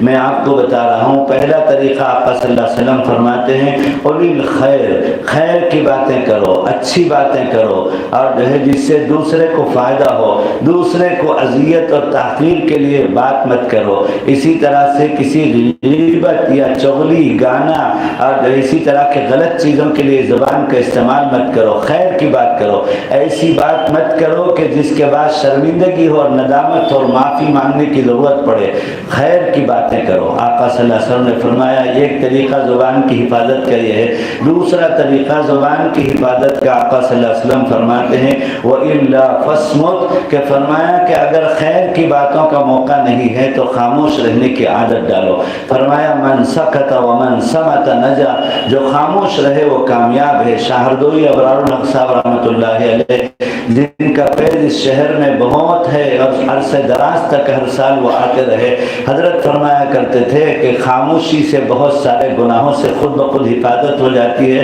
اور خاموشی ہیبت ہے دشمنوں پر۔ اگر کسی نے ہم کو ستایا، دشمنی کری، ہم اس کے بدلے میں اس کو مار پیٹ کر کے بدلہ لینے کی بجائے، تکلیف دے کر بدلہ لینے کی بجائے خاموشی اختیار کر لیں تو مار پیٹ کر کے بدلہ لینے سے بھی زیادہ یہ خاموشی اس کے لیے تکلیف دہ ہے، ہیبت ہے۔ وہ سوچتا ہے کہ میں نے تو ان کو ستایا لیکن یہ خاموش ہے، اندر اندر میں کیا پلاننگ کر رہے ہیں، کب کیا کر ڈالیں گے۔ اس کی نیند حرام ہو جاتی ہے، اس کا کھانا حرام ہو جاتا ہے، مستقل پریشانی میں مبتلا ہو جاتا ہے۔ خاموشی کے فوائد پر 14 فوائد پر حضرت شاہردوئی کا ملفوظ ہے۔ تو خاموشی بہت بڑی نعمت ہے، خاموش رہنے کی عادت ڈالیں۔ ہماری ماں بہنوں کو میں آج کے دن ایک کورس دے کر جا رہا ہوں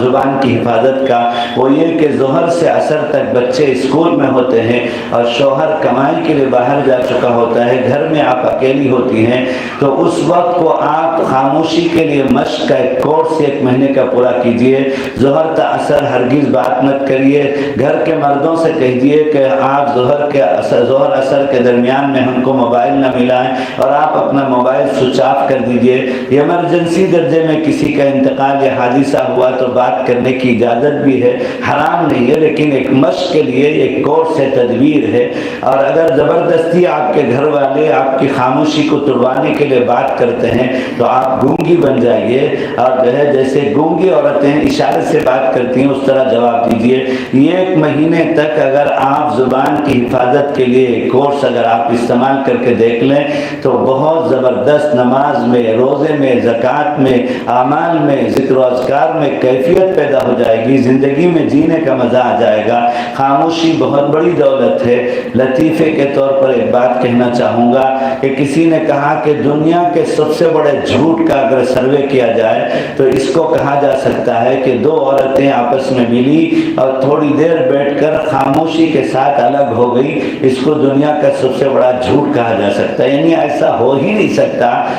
جو ہے گھاس کاٹنے کی مشین کی طرح سے میت سامنے موجود ہے اور دنیا بھر کی غیبت کرتی رہتی ہیں، اور دور کی کوئی رشتہ دار ہوتی ہیں یا محلے کی خاتون ہوتی ہیں، مرنے کے ساتھ آ کر بیٹھ کر اٹھا کر لے جانے تک بیٹھی رہتی ہیں، مسلط ہو کر یہی کھانا کھائیں گی، اور اچھا موقع سمجھ کر، غنیمت سمجھ کر کہ دنیا بھر کی عورتیں آئیں گی، سب سے ایک ساتھ ایک جگہ بیٹھ کر غیبت کریں گی۔ تجربہ ہوتا ہے کہ میت کے گھر میں آنے والی خواتین کو اگر میت کے ایصال ثواب کے لیے پارے کی تلاوت کے لیے پارا پکڑا دیا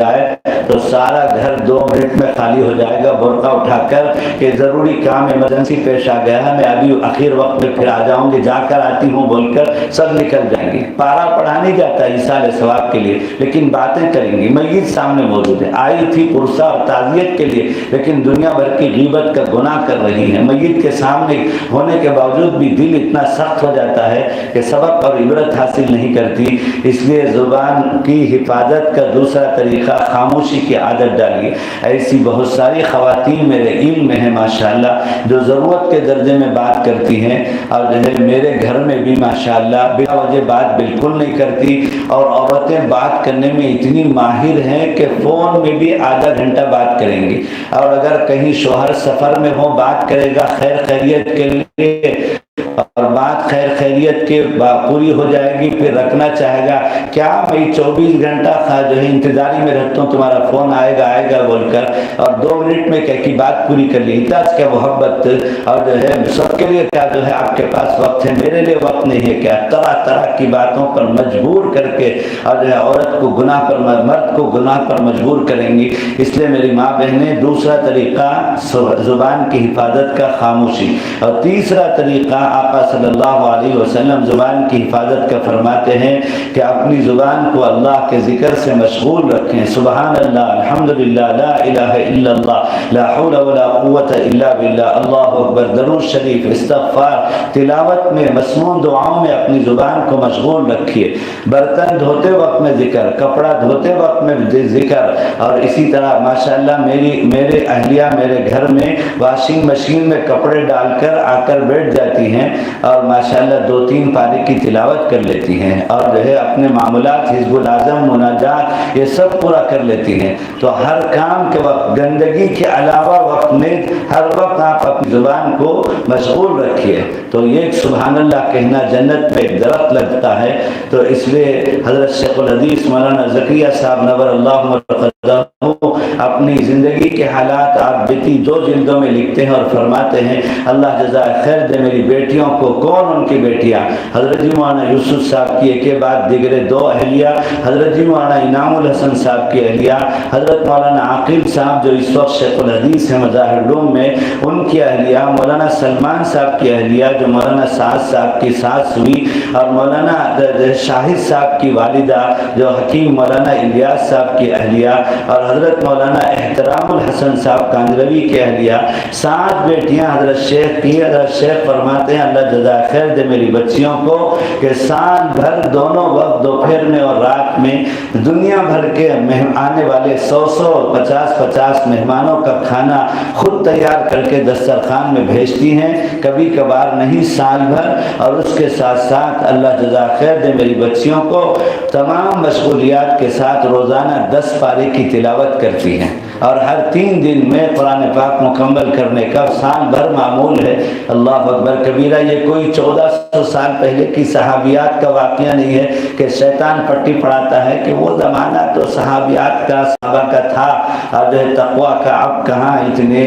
جو ہے طرح کی جو ہے تخریبی چیزیں اور خلل ڈالنے والی چیزیں پیدا ہو گئی ہیں۔ قرب قیامت کا زمانہ ہے تو ہم سے وہ سارا تقویٰ والا کام کہاں ہو سکے گا؟ تو یہ زندہ مثال ہے۔ حضرت شیخ کے کا زمانہ گزرے ہوئے 1982 میں حضرت شیخ کی وفات ہوئی تو 40 سال گزرے ہیں، ابھی 50 سال بھی نہیں گزرے، اور حضرت شیخ کی آخری بیٹی مولانا سید سلمان صاحب مظاہر العلوم کے ناظم کی اہلیہ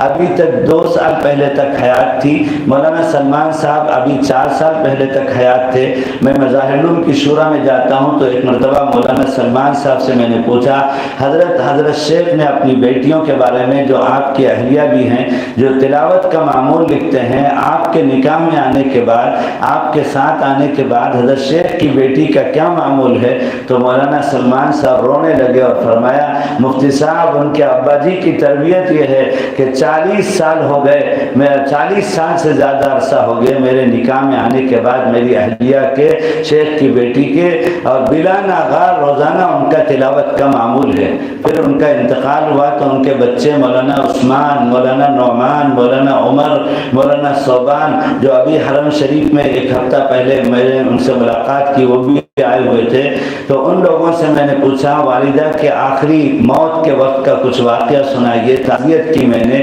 تو مولوی عثمان جو ان کے بڑے بیٹے ہیں انہوں نے بتایا کہ مولانا مفتی صاحب والدہ کا اس دن بھی تہجد پڑھنے کے بعد مصلی پر بیٹھ کر اپنے روزانہ کے معمول کے مطابق تلاوت شروع کی، اور فجر پڑھی اور اشراق سے پہلے اپنے 10 پارے کی تکمیل کر لی، اور اشراق پڑھ کر مصلی پر بیٹھے ہوئے سجدے کی حالت میں اللہ کے پاس گئی۔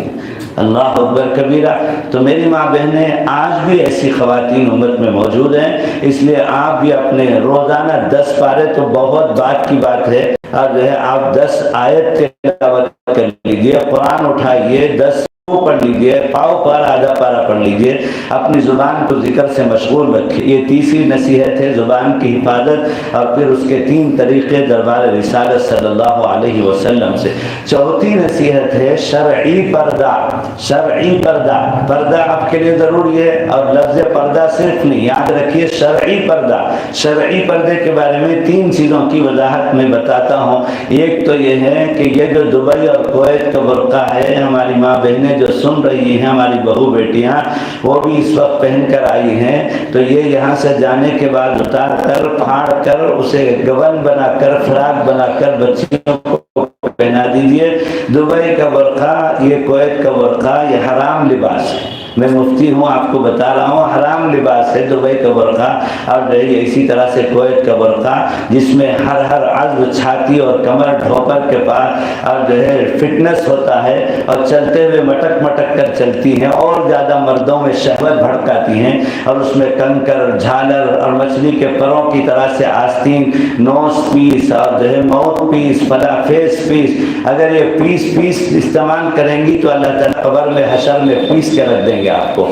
تو اس لیے جو ہے یہ پیس سب اٹھا کر دیکھیے۔ شرعی برقع کیا ہے وہ میں آپ کو بتا رہا ہوں کہ گردن سے لے کر کے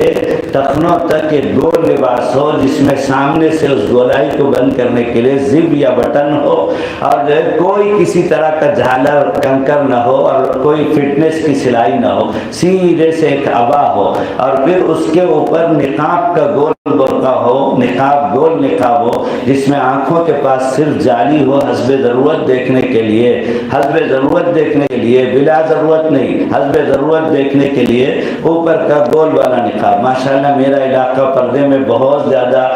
جو ہے مشہور ہے، اور ہمارے شہر میں اگر کوئی گلی میں عورت نظر آئے گی تو وہ غیر مسلم عورتیں ہوں گی، مسلمان عورتیں گلی میں برقع پہن کر بھی باہر نہیں نکلتی میرے علاقے میں، اور ماشاءاللہ دلہنیں بھی یہی گول والا برقع اور نقاب والا برقع پہنتی ہیں۔ تو اس لیے جو ہے اللہ کا کرم ہے، آج بھی اس طرح کی خواتین دنیا میں موجود ہیں۔ پردہ آپ کے لیے رحمت ہے، زحمت نہیں ہے۔ اللہ کو اپنے بندیوں کے بارے میں غیرت ہے کہ میری بندیوں کو کوئی مرد شہوت کی نگاہ سے، گناہ کی نگاہ سے نہ دیکھے۔ اس لیے جو ہے آپ ہیرے جواہرات سے بڑھ کر قیمتی ہیں۔ ہیرے جواہرات کو میز پر کھلا نہیں ڈالا جاتا، گودریج بیرو میں لاکر میں رکھا جاتا ہے۔ تو اس لیے مردوں کے مقابلے میں آپ کو اللہ تعالیٰ نے پردہ جاری کیا۔ پردہ اللہ کا حکم ہے، شرعی فریضہ ہے، آپشن نہیں ہے۔ تو اس لیے ایک تو شرعی پردے میں یہ وضاحت ہے۔ دوسری وضاحت یہ ہے کہ پردہ 2 وے کا ہے، 1 وے کا نہیں ہے۔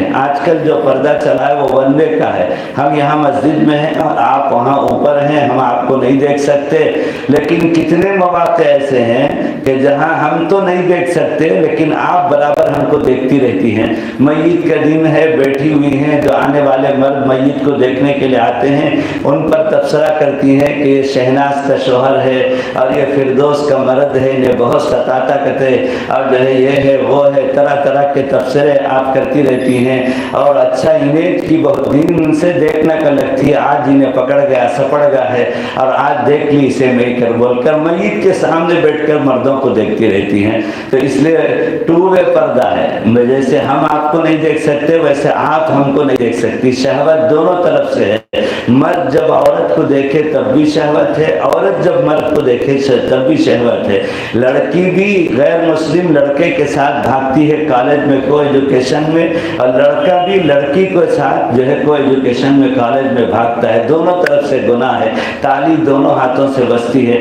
اما جان عائشہ رضی اللہ تعالی عنہا کے گھر میں آقا صلی اللہ علیہ وسلم تشریف فرما ہے، ایک نابینا صحابی آتے ہیں عبداللہ ابن ام مکتوم، جو حضرت اما جان کے لیے نامحرم تھے اور جو ہے اجنبی تھے، لیکن وہ نابینا تھے، اس لیے اما جان نے پردہ نہیں کیا، یہ سوچ کر کے کہ وہ تو مجھے نہیں دیکھ رہے ہیں اور دیکھنے پر پردہ ہے۔ تو آقا صلی اللہ علیہ وسلم کا چہرہ انور سرخ ہو گیا اور فرمایا عائشہ تم نے ایک نامحرم مرد اجنبی مرد کی آمد پر پردہ کیوں نہیں کیا؟ تو اما جان نے جو سمجھا تھا وہ جواب دیا، اور اس واقعے میں اللہ کی طرف سے یہ حکمت ہے، قیامت تک آنے والی امت کی بہو بیٹی ماں بہنوں کو پردے کا حقیقی پردہ بتانے کے لیے واقعہ پیش آیا، اور جو ہے اما جان نے جواب دیا کہ یہ تو نابینا ہے، ہم کو نہیں دیکھ رہے ہیں اس لیے میں نے پردہ نہیں کیا۔ تو آقا صلی اللہ علیہ وسلم نے فرمایا عائشہ وہ تو نابینا ہے، تم تو نابینا نہیں ہو، وہ تو تم کو نہیں دیکھ رہے ہیں، تم تو ان کو دیکھ رہی ہو۔ اللہ اکبر کبیرہ۔ امہات المؤمنین جو امت کی مائیں ہیں، آقا کے ازواج مطہرات ہیں، ان کے بارے میں آقا صلی اللہ علیہ وسلم یہ فرما رہے ہیں، تو ہماری ماں بہنیں اور بہو بیٹیوں کے طبیعت کا کیا پوچھنا۔ اس لیے جو ہے دو طرف سے پردہ کیجئے، پردہ دونوں طرف سے ہے، اس کا نام شرعی پردہ ہے۔ شرعی پردے کی تیسری وضاحت یہ ہے کہ جو ہے آپ اجنبی گلی کے مردوں سے تو پردہ کرتی ہیں، برقع پہنے بغیر باہر نہیں جاتی، اگرچہ میں دیکھتا ہوں مہاراشٹر میں، مدھیہ پردیش میں، حتیٰ کہ گجرات میں جو مدرسوں اور مسجدوں اور دعوت کے کام کا صوبہ ہے، لیکن اچھے مولویوں کے گھروں میں بھی برقع کا پردہ نہیں ہے، کرتا پاجامہ دوپٹہ پہن کر باہر پھرتی ہیں، اور ہم جاتے ہیں تو اپنی بیوی کو مولوی صاحب لا کے ہمارے سامنے بٹھا دیتے ہیں۔ کل بھی میں ناندیڑ میں گھر میں گیا تھا، دعوت کا پرانا گھر ہے، لیکن وہ اپنی بہو کو لا کر میرے سامنے بٹھا دی۔ میں نے کہا کہ ان کو اندر بھیجیے، اور جو ہے میں یہیں سے کرسی میں بیٹھ کر، وہ نصیحت کے لیے لے گئے تھے لیکن لا کر مجھے میرے سامنے بٹھا دیا۔ تو یہ پردے کا یہ حال ہے ہمارے علاقوں میں، ساڑی کا پلو کا پردہ کرتی ہیں، شرعی پردہ یہ نہیں ہے، اجنبی مردوں سے پردہ کرتی ہیں یہ نہیں ہے۔ پردہ حقیقی پردہ یہ ہے کہ جس طرح اجنبی مردوں سے پردہ کرتی ہیں، اسی طرح گھر میں بلی کی طرح سے ہر وقت آنے جانے والے مردوں کی ایک لمبی لسٹ ہے رشتہ داروں کی، ان سے بھی اسی اجنبی مردوں کی طرح سے پردہ کرنا ضروری ہے۔ وہ کون ہیں؟ خالہ زاد بھائی، چچا زاد بھائی، پھوپھی زاد بھائی، مامو زاد بھائی، تایا زاد بھائی، شوہر کا چھوٹا بھائی دیور، شوہر کا بڑا بھائی جیٹ، اور چھوٹی بڑی بہن کے شوہر جیجا جی، جیجو، اور جو ہے بھائی جان جن کو کہتے ہیں، یہ سب گھر میں آتے ہیں، ان کے ساتھ مولوی لوگ بھی پردہ نہیں کرتے، لیکن اللہ کی قسم کھا کر ہم کہہ سکتے ہیں کہ ہمارے گھر میں شرعی پردہ ہے، میرا بھی، میری گھر والی کا بھی۔ ہم نے کبھی، میری 2 سالی صاحبہ ہیں، میں نے آج تک کبھی 25 سال سے زیادہ عرصہ میرے نکاح کا ہو گیا، میں نے کبھی دونوں سالیوں کو جھلک کے درجے میں بھی نہیں دیکھا ہے۔ آپ کو شیطان پٹی پڑائے گا کہ اتنے سخت ترین گھٹن کی زندگی آج کے زمانے میں نہیں گزاری جا سکتی،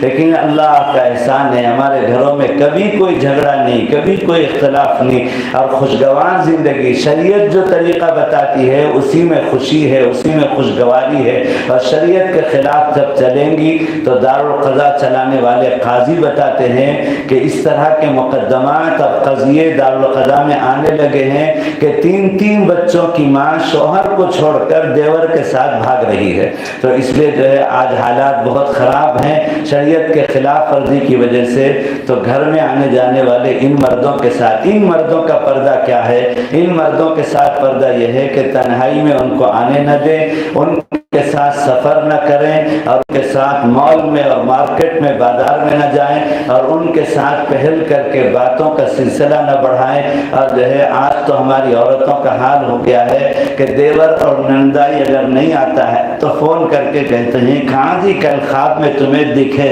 بہت دن سے تم نہ دیکھنا کر کو سوٹ لگ تھی، آتے کی نہ کی، وہ کہ تمہیں ناراض ہو گئی کیا، میرے سے تکلیف ہو گئی تو معاف کر لو۔ اور جو ہے یا تو میں ہی چاند دے کیا پھر کو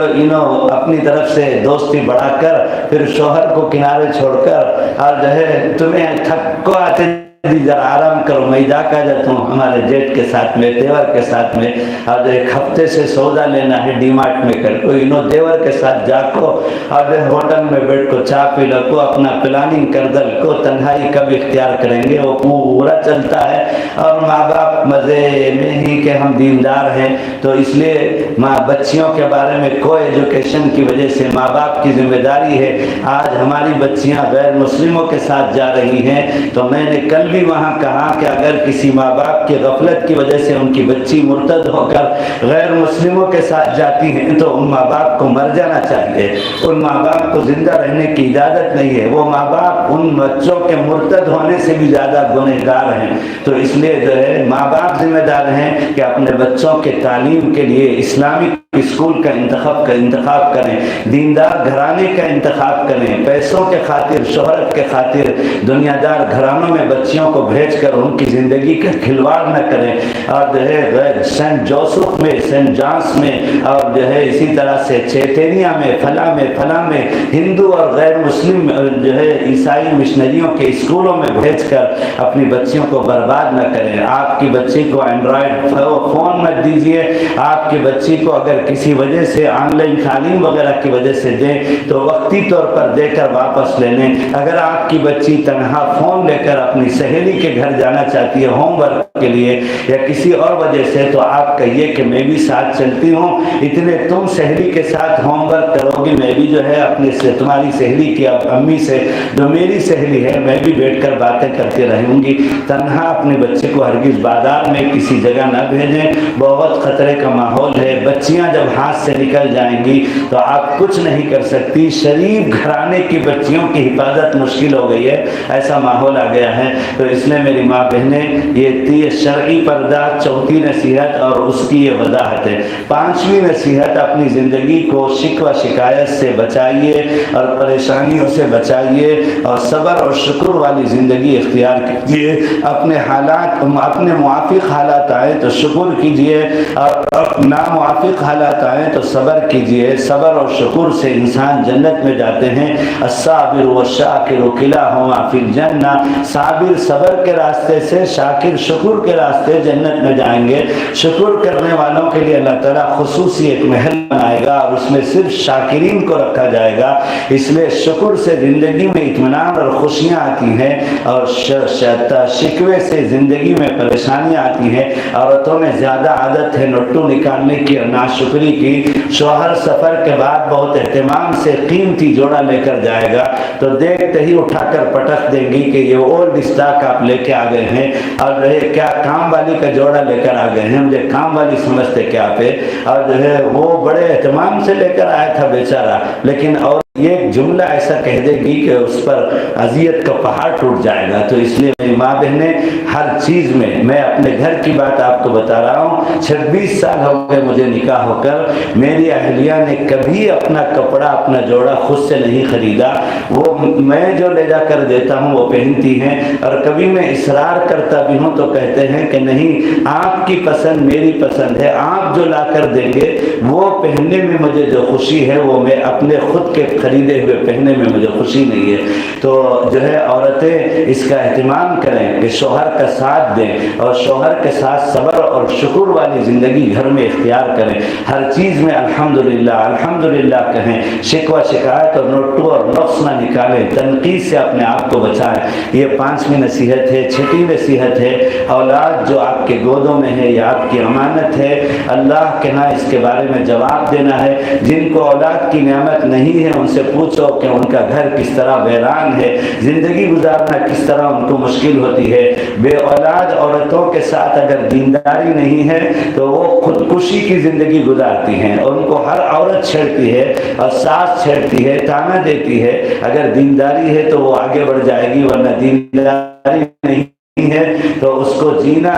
پسند نہیں ہوتا۔ اولاد بہت بڑی نعمت ہے۔ اس اولاد کو پیدائش سے لے کر 25 سال تک نکاح کر کے دینے تک، ان کی ذاتی زندگی کے آغاز تک آپ کی ذمہ داری ہے۔ آپ ہر عمر کے اعتبار سے نبی کریم صلی اللہ علیہ وسلم نے اولاد کی پرورش کا طریقہ جو بتایا ہے کہ پیدا ہونے کے بعد اسے کتے بلی کے کپڑے نہ پہنائے۔ ایک بزرگ نے بتایا کہ بورن بیبی کو بھی، پیدائشی بچے کو بھی اگر کتے بلی کے کپڑے پہنائیں گے تو وہ کتے بلی کی فطرت اس بچے کے اندر آئے گی، وہ آگے چل کر آپ کا فرما بردار نہیں، وہ آگے چل کر آپ کا باغی بنے گا۔ تو جو ہے اس لیے جو ہے غیر شرعی کپڑے نہ پہنائے، ہر عمر کے اعتبار سے شرعی کپڑے بچوں کو بھی بچیوں کو بھی پہنائیں۔ اسی طرح سے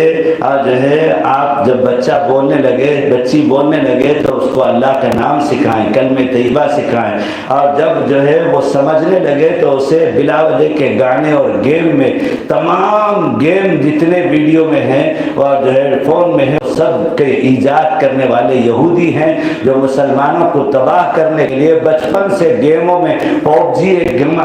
آیا تھا جو بچے کھیلتے، اور اس کا نتیجہ یہ ہے کہ وہ گھومتے گھومتے دائیں بائیں، left right, top down, up down کر کے وہ اوپر چڑھ کر دھڑام سے کود جاتا ہے۔ تو جو بچہ وہ بچی گیم کھیلتی ہے وہ بھی ایسا ہی کر کے دھڑام سے کود کر، کتنے بچے شہید جو ہے وہ ختم ہو گئے، مر گئے، سوسائڈ کر لیا بچوں نے۔ گیم میں جیسا ہے اس طرح وہ کرنا چاہتے ہیں۔ تو ہر گیم کا نتیجہ ہماری شریعت کے خلاف کوئی نتیجہ ہوتا ہے۔ تو اس لیے یہ موبائل دے کر برباد نہ کریں۔ موبائل کھلونا نہیں ہے، وہ ریل کے ڈبوں کا جو ہے، عمارتوں کے توڑ پھوڑ اور جوڑ کا اور باورچی خانے کے چھوٹے چھوٹے سامانوں کا جو کھلونا ہے وہ لا کر دیجئے آپ جو ہے بچوں کو اپنے عمر کے اعتبار سے۔ اسی طرح سے صحابہ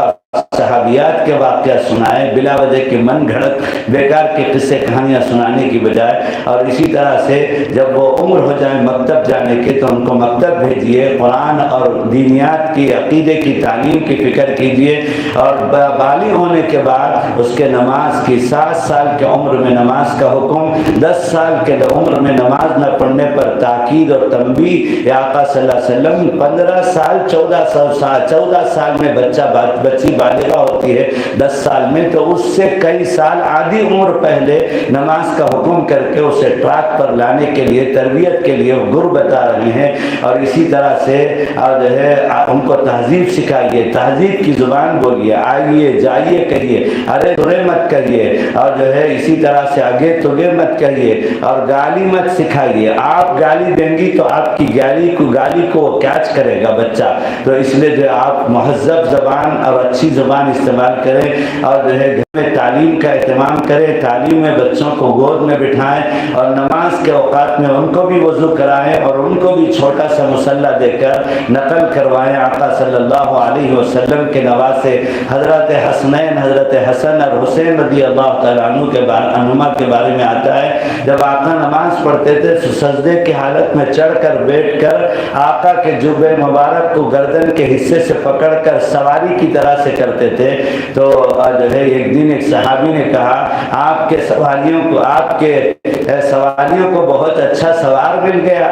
کہ آپ کے نواسے آپ کے پیٹھ پر بیٹھ کر سواری کرتے ہیں۔ تو آقا صلی اللہ علیہ وسلم نے فرمایا، ارے میاں یہ بھی تو کہو کہ سوار کو بہترین سواری مل گئے۔ اور پھر آقا کا معمول یہ تھا کہ جلدی سے سجدہ نہیں کرتے، سجدے سے سر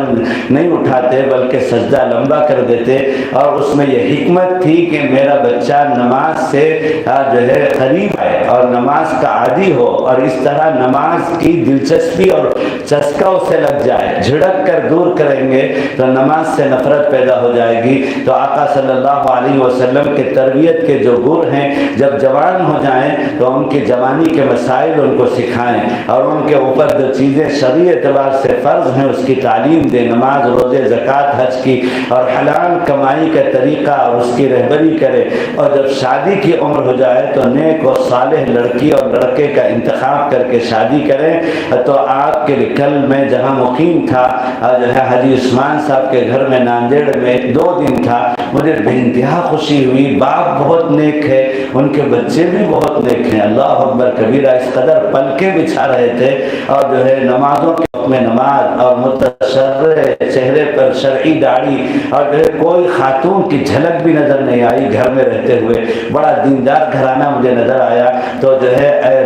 بڑے جب دیندار ہوں گے تو اولاد دیندار ہوگی۔ آپ خود بے دین ہو کر نماز نہیں پڑھتے، روزہ نہیں رکھتے اور گلیوں میں پھرتے رہتے ہیں، نشہ کرتے ہیں، اور آپ چاہتے ہیں میرا بچہ مدرسے میں حافظ ہو جائے، ہرگز نہیں، اللہ کی قسم، اور جو ہے ایسا ہو ہی نہیں سکتا۔ قرآن میں اللہ نے بتایا وَكَانَ أَبُوهُمَا صَالِحًا، کہ بچوں کے دیندار ہونے کے لیے بڑوں کا دیندار ہونا ضروری ہے۔ اس لیے آپ بھی دیندار بنیے، بچوں کی تربیت دینی فضا میں کریے۔ یہ چھٹی نصیحت ہے، پھر سے میں ایک مرتبہ دہرا رہا ہوں، ہماری ماں بہنیں اپنے یقین اللہ کے ذات سے ہونے کے یقین کو مضبوط سے مضبوط بنائیں، شرک اور بدعت سے، گمراہی سے اپنے آپ کو بچائیں، درگاہوں میں اور عاملوں کے پاس جانے کی بجائے اللہ کے نبی کے دیے ہوئے نسخوں کو اپنائیں، اور جو ہے اپنے ہر کام میں اللہ تعالیٰ سے رجوع ہوں۔ اور رجوع ہونے کے 2 طریقے میں نے بتائے، اور اس کے بعد اللہ کی طرف سے جو عبادتیں ضروری ہیں جن کا حساب دینا بالغ ہونے سے لے کر موت تک کا ہمارے ذمے ہے، نماز، روزے، زکوٰۃ اور حج کا اہتمام، اور چھوٹی ہوئی نمازیں، چھوٹے ہوئے روزے اور چھوٹی ہوئی زکوٰۃ اور کی جو ہے تلافی، حج میں تاخیر کے لیے معافی تلافی، اور پھر تیسری نصیحت زبان کی حفاظت اور 3 طریقے، اور چوتھی نصیحت شرعی پردہ اور 3 وضاحتیں، اور 5ویں نصیحت شکوے شکایت سے رائی کو پہاڑ کر کے ہنگامہ مچانے کی بجائے صبر اور شکر والی زندگی، اور 6 اپنے اولاد کی تربیت ہر عمر کے اعتبار سے۔ میں ایک فارمولہ اولاد کی تربیت کا آج کے زمانے کے اعتبار سے آپ کو بتا رہا ہوں۔ اب سختی کا زمانہ نہیں ہے، ٹارچر مت کریے، گالی مت دیجیے، ٹوکیے مت بار بار، اور جو ہے اسی طرح سے بہت لاڑ کر کے آپ جو ہے غلط چیزوں کے، سیکس کے اور یوٹیوب کا طریقہ سکھا کر، اور جو گیموں کے طریقے میں ملوث کر کے، موبائل کو کھلونا بنا کر، اور بچوں کو برباد مت کریے۔ دونوں کے درمیان میں ایک بہترین آج کے زمانے کے اعتبار سے فارمولہ اور طریقہ کار بچوں کی تربیت کا میں آپ کو بتا رہا ہوں کہ آپ اپنے بچوں سے دوستی کر لیجئے، فرینڈ شپ میں اپنے بچوں کی تربیت کیجئے۔ جیسے 2 دوست اپنے ایک دوسرے کی خیرخواہی چاہتے ہیں، برائی برداشت نہیں کرتے، 2 سہیلیاں ایک دوسرے کی خیرخواہی چاہتی ہیں اور برائی برداشت نہیں کرتی، اس طرح آپ اپنے بچوں کو پیار سے غلطیوں کو سمجھاتے رہیے، اور جو ہے ان کو وقتاً فوقتاً اچھے کاموں پر انعام دیجیے، اور کبھی کبھی تفریح کی جگہ پر لے کر جائیے، اور آپ جو ہے جب بچے بڑے ہو جائیں تو اپنے کاموں میں ان سے بھی مشورہ کیجیے تو بچے خوش ہو جاتے ہیں۔ ماشاءاللہ مجھ سے تعلق رکھنے والا ایک گھرانہ ہے دعوت کے، وہ اپنے شہر کے امیر ہیں، حاجی عارف صاحب میمن ہوتے ہیں کھنڈوا میں، ان کا پورا گھرانہ ہے، ان کے 3 بیٹے ہیں اور 1 بیٹی ہے، داماد ہے، اور جو ہے بہویں ہیں، ان کی بیوی ہے۔ روزانہ ان کے گھر میں مشورہ ہوتا ہے، فجر کے بعد سب سے پہلے مشورہ، آج خدمت مطبخ کی کون کرے گی، اور ان کے لیے کون تعاون کرے گی، اور بازار کا کام کون سا بیٹا کرے گا، اور جو ہے آج تمہارے ذاتی کیا کیا امور ہیں جس میں مشورہ کرنا ہے۔ ہر دن صبح فجر کے بعد مسجد وال جماعت اور تعلیم کے بعد گھر آتے ہیں، اور پوری ماں بہنیں، بہو بیٹیاں بیٹھ کر کے مشورہ کرتی ہیں۔ تو یہ مشورے سے پھر آپس میں جوڑ اور محبت پیدا ہوتی ہے۔ اس فضا کے ساتھ ہم چلتے رہیں گے انشاءاللہ۔ اللہ تعالیٰ 2 نعمتیں عطا فرمائیں گے جو مومن کی زندگی کا خلاصہ ہے، استقامت فی الدین عطا فرمائیں گے، اور پھر اللہ تعالیٰ اپنے وقت پر کامل ایمان پر حسن خاتمہ کی دولت عطا فرمائیں گے، اور استقامت فی الدین اور حسن خاتمہ والے مومن کا ٹھکانہ جنت ہے۔ اللہ تعالیٰ مجھے اور آپ کو عمل کی توفیق عطا فرمائے۔ وآخر دعوانا الحمد للہ رب العالمین۔ درود شریف پڑھ لیں، دعا کریں، اور ہماری ماں بہنیں عزائم کے ساتھ جائیں، ہم عمل کریں گے۔ اس کے لیے دینی تعلیم سے جڑے، دعوت کے کام سے اصولوں کے تحت جڑے، اور پھر اللہ والوں سے ہماری ماں بہنیں بھی کسی اللہ والے سے اپنے محرم کے واسطے سے تحریری طور پر بیعت ہو کر اپنے حالات کی اطلاع کر کر ان کے ہدایات اور معمولات کی پابندی کریں۔ یا رب صلی وسلم دائما ابدا ابدا علی حبیبک خیر الخلق کلہم یا ارحم الراحمین یا ارحم الراحمین یا ارحم الراحمین یا ذا الجلال والاکرام یا ذا الجلال والاکرام یا ذا الجلال والاکرام۔ اے اللہ ہم سب کے گناہوں کو معاف فرما۔ اے اللہ تو رحمان ہے، رحیم ہے، بڑے بڑے پاپیوں کو معاف کرتا ہے، بار بار معاف کرنے والا ہے۔ اے اللہ ہم کو اور پوری امت مسلمہ کو معاف فرما دے۔ اے اللہ تو کریموں کا کریم ہے، اب تک کرم کرتے چلا رہا ہے۔ اے اللہ مزید کرم فرما دے۔ اے اللہ ہماری اور پوری امت مسلمہ کی مغفرت فرما دے۔ اے اللہ 100% دین اے اللہ ہماری زندگیوں میں جاری اور ساری فرما دے۔ دین پر چلنے میں ہماری مدد فرما دے۔ اے اللہ ہماری تربیت فرما دے، ہماری رہبری فرما دے۔ اپنے اور اپنے حبیب صلی اللہ علیہ وسلم کی محبت اور اطاعت والی زندگی ہم سب کو نصیب فرما دے۔ اے اللہ ہم سب کو اتباع سنت والی زندگی نصیب فرما دے۔ اے اللہ جو باتیں کہی گئی وہ ہم سب کو اس پر عمل کرنے کی توفیق عطا فرما۔ اے اللہ ہماری ماں بہنوں کو، ہماری بہو بیٹیوں کو اے اللہ شکر اور صبر والی زندگی نصیب فرما، زبان کی، کان کی اور آنکھوں کی حفاظت نصیب فرما۔ اے اللہ ہماری ماں بہنوں کو شرعی پردے کی توفیق عطا فرما، اولاد کی تربیت کا فریضہ ادا کرنا نصیب فرما، ہمارے گھروں کو جنت کا نمونہ بنا دے، جہنم کا دا بننے سے حفاظت فرما۔ اے اللہ جسمانی روحانی بیماریوں سے صحت عطا فرما، ظاہر و باطن کو تیرے مرضیات اور آقا صلی اللہ علیہ وسلم کے طریقے کے مطابق بنا دے۔ اے اللہ صحابیات والی، ازواج مطہرات والی زندگیاں ہماری ماں بہنیں، بہو بیٹیوں کو عطا فرما،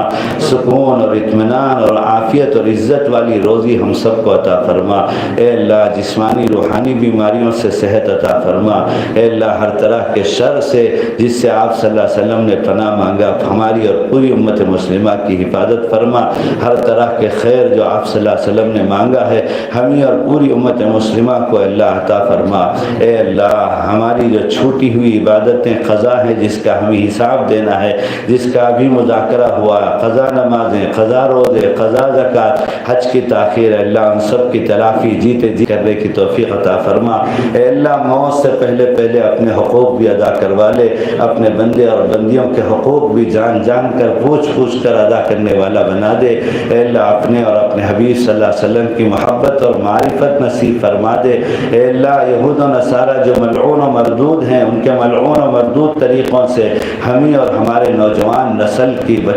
بچیوں کی اللہ حفاظت فرما۔ اے اللہ ان کی نفرت ہمارے دلوں میں ڈال دے۔ اے اللہ سارے عالم کے مسلمانوں کی حفاظت فرما۔ اے اللہ مساجد کی، مکاتب قرآنیہ کی، اللہ مدارس دینیہ کی، تعلیم بنات و تعلیم نسوان کی، خانقاہوں کی، جماعتوں کی، جمعیتوں کی، مسجد اقصیٰ کی، حرمین شریفین کی، دارالعلوم دیوبند کی، مدارالعلوم سہارنپور کی، اے اللہ دارالعلوم ندوۃ العلماء کی، دینی مراکز کی، سب کی حفاظت فرما۔ اے اللہ ایک دوسرے کو آپس میں معاون بنا۔ اے اللہ پورے عالم کے مسلمانوں کی جہاں کہیں تیرے نام لیوا، تیرے حبیب صلی اللہ علیہ وسلم کے امتی ہیں، ان کے جان کی، مال کی، عزت کی، آبرو کی، ایمان کی، عفت کی، پاک دامنی کی حفاظت فرما۔ اے اللہ ہدایت کے بعد گمراہی سے ہماری حفاظت فرما۔ اے اللہ ہمیں مقبول بندے اور بندیوں میں شمار فرما۔ اے اللہ یہاں بھی وہاں بھی مقبول بندوں کا ساتھ نصیب فرما۔ وصلی اللہ تعالی علی خیر خلقہ سیدنا مولانا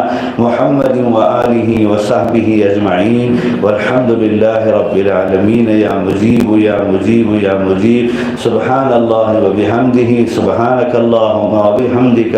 نشہد ان لا الہ الا انت، نستغفرک ونتوب الیک۔ السلام علیکم ورحمۃ اللہ وبرکاتہ۔